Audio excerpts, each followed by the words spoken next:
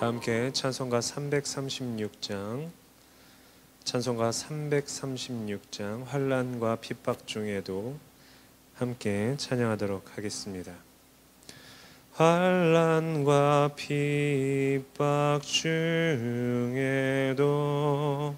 성도는 신앙 지켰네. 이 신앙 생각할 때에 기쁨이 충만하도다. 성도의 신앙 따라서 죽도록 충성하겠네. 옥중에 매인 성도나 양심은 자유 얻었네. 우리도 고난 받으면 죽어도 영광 되도다. 성도의 신앙 따라서 죽도록 충성하겠네. 성도의 신앙 본받아 원수도 사랑하겠네. 인자한 언어 행실로 이 신앙 전파하리라. 성도의 신앙 따라서 죽도록 충성하겠네. 아멘.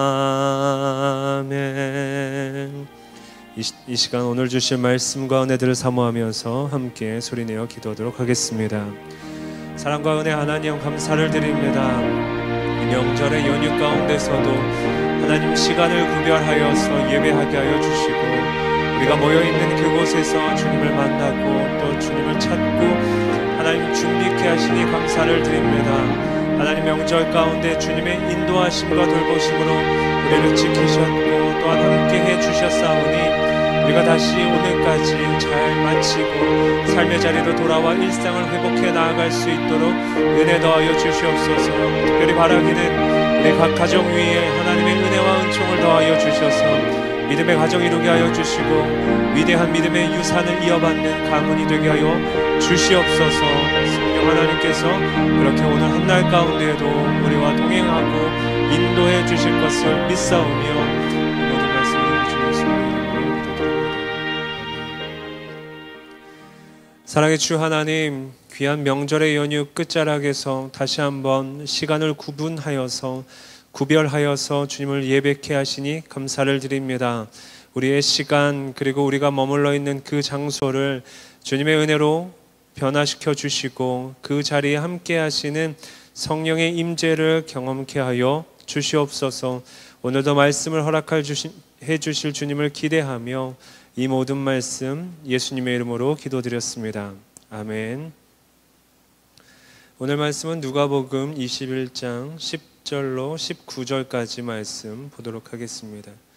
누가복음 21장 10절로 19절까지 말씀 제가 여러분에게 봉독해 드리겠습니다. 또 이르시되 민족이 민족을 나라가 나라를 대적하여 일어나겠고 곳곳에 큰 지진과 기근과 전염병이 있겠고 또 무서운 일과 하늘로부터 큰 징조들이 있으리라. 이 모든 일 전에 내 이름으로 말미암아 너희에게 손을 대어 박해하며 회당과 옥에 넘겨주며 임금들과 집권자들 앞에 끌어가려니와 이 일을 도리어 너희에게 증거가 되리라. 그러므로 너희는 변명할 것을 미리 궁리하지 않도록 명심하라. 내가 너희의 모든 대적이 능히 대항하거나 변박할 수 없는 구변과 지혜를 너희에게 주리라. 심지어 부모와 형제와 친척과 벗이 너를 넘겨주어 너희 중에 몇을 죽이게 하겠고 또 너희가 내 이름으로 말미암아 모든 사람에게 미움을 받을 것이나 너희 머리털 하나도 상하지 아니하리라. 너희의 인내로 너희의 영혼을 얻으리라. 아멘. 설 명절 마지막 날 우리가 함께 이 시간 구분하여서 예배하는 그리고 예배할 수 있도록 해주신 주님의 은혜에 감사를 드립니다. 우리가 어제 살펴보았던 5절부터 또 오늘 본문의 마지막 절인 19절까지의 내용은 1차적으로는 예루살렘의 그 성전의 멸망, 파괴에 대해서 이야기하는데 그것을 통해서 궁극적으로 세상의 종말과 그리고 그때 일어날 일들에 대한 교훈, 예언들을 이야기해 줍니다. 당시 예루살렘 성전은 BC 19년에 착공되어서 63년에 완공될 정도로 규모는 방대하고 그 외관은 화려했으며 또 아름다웠습니다. 그런데 성전 안에는 그렇게 화려한 성전 안에서는 온갖 비리가 성행하면서 인간의 위선 그리고 가증스러운 종교 형식만 남아 있었습니다.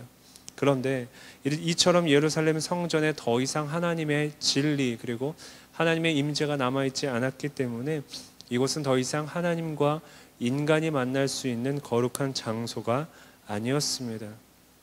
이에 대해서 예수님은 성전 파괴를 예언하셨는데 실제로 예루살렘 성전은 완공된 지 불과 7년 만인 AD 70년에 멸망과 함께 완전히 파괴됩니다.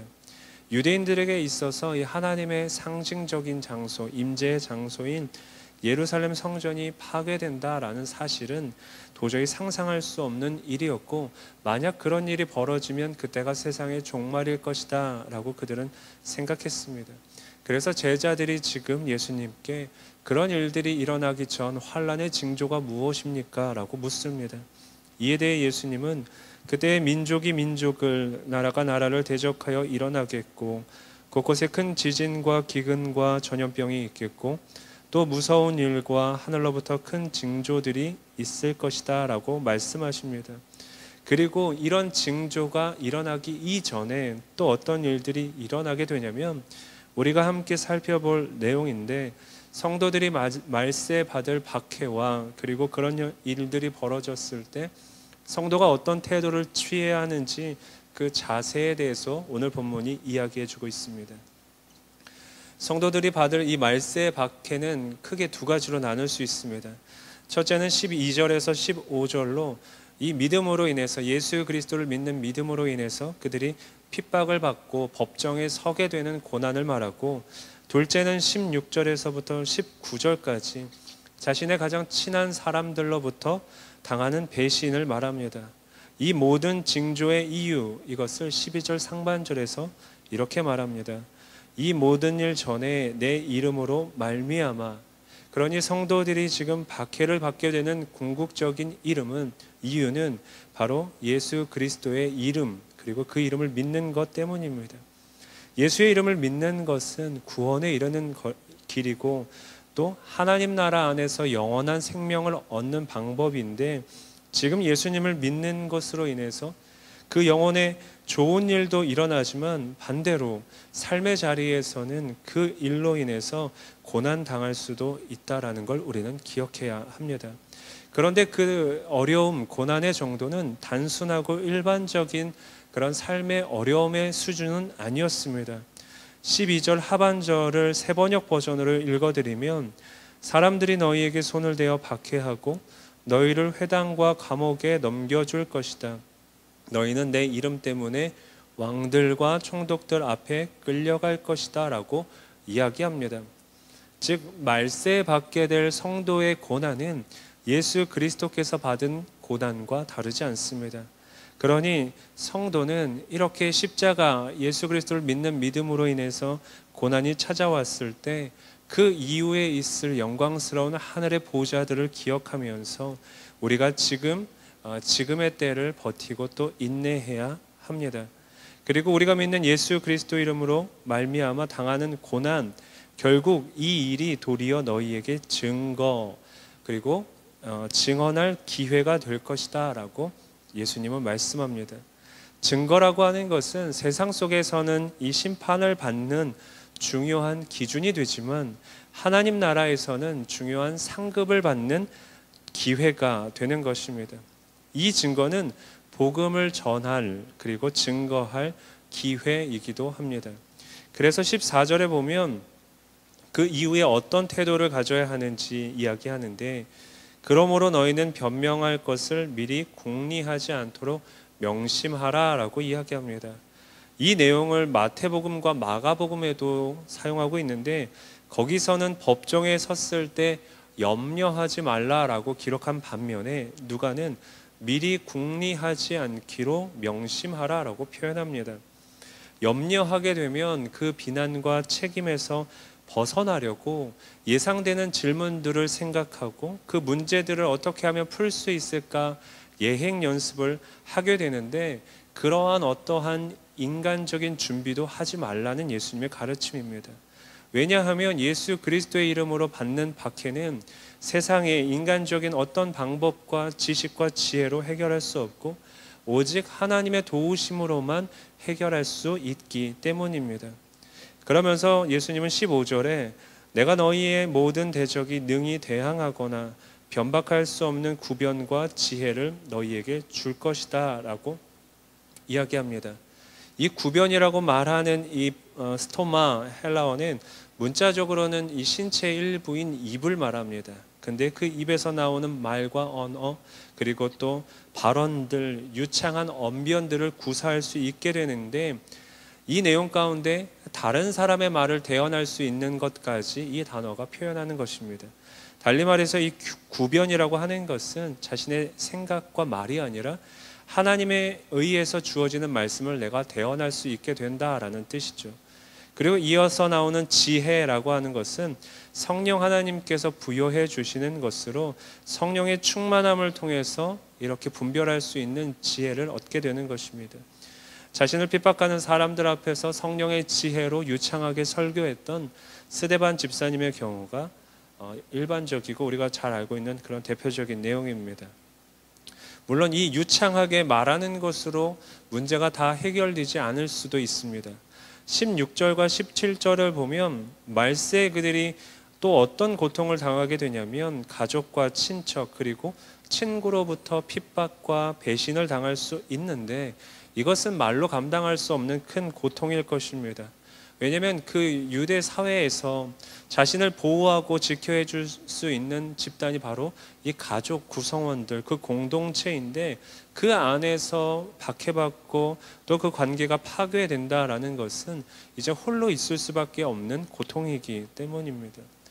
우리가 기억해야 할 것은 현재 당하고 있는 고통과 이 고난을 우리가 다가올 그 영광을 기대하면서 우리가 인내하고 버티지만, 이 사실을 우리가 머리로는 이해하고 수긍할 수 있지만 실제로 마주하는 삶의 자리에서는 이것을 받아들이고 그렇게 실행하기란 사실 쉽지 않습니다.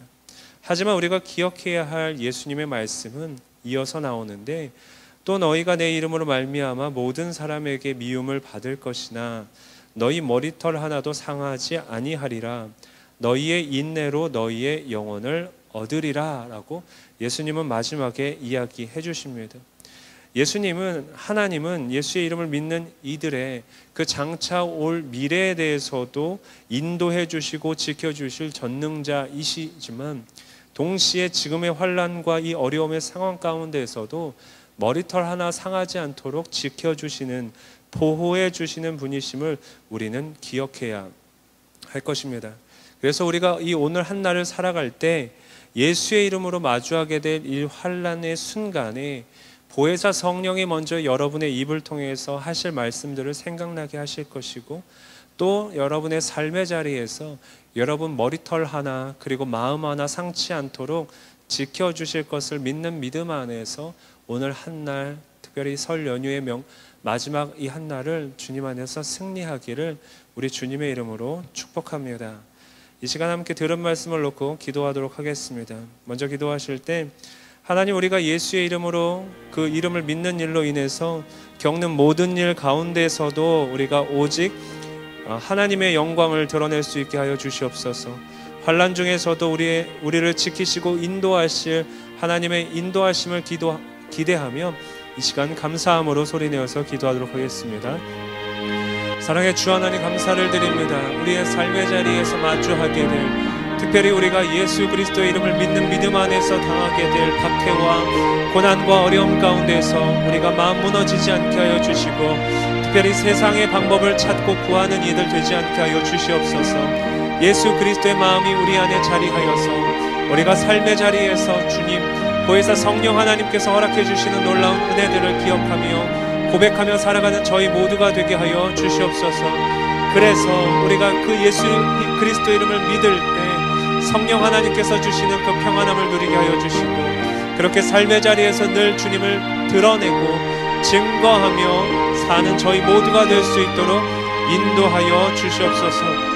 하나님, 우리 각 가정을 기억하여 주시고 성령 안에서 우리의 가정들이 온전하게 하나 될 수 있도록 은혜 더하여 주시옵소서. 우리가 그렇게 될 것을 믿는 믿음 안에서 이 남은 한 날 승리하고 또 주님을 고백하게 하여 주시옵소서.